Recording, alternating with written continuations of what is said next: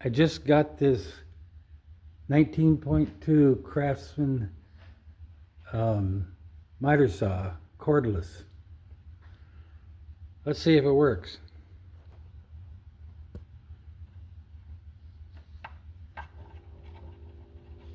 Even got a hand tag on it.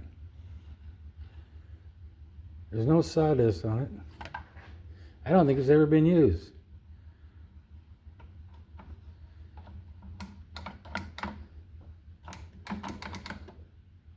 Damn. Just a minute.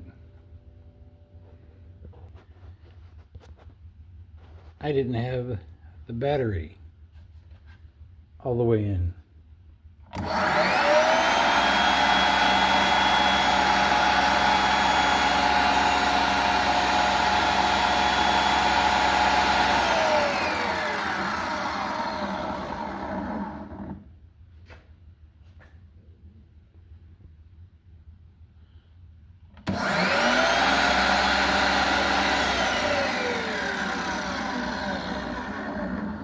Looks like a pretty good deal, considering I only paid 25 bucks for it.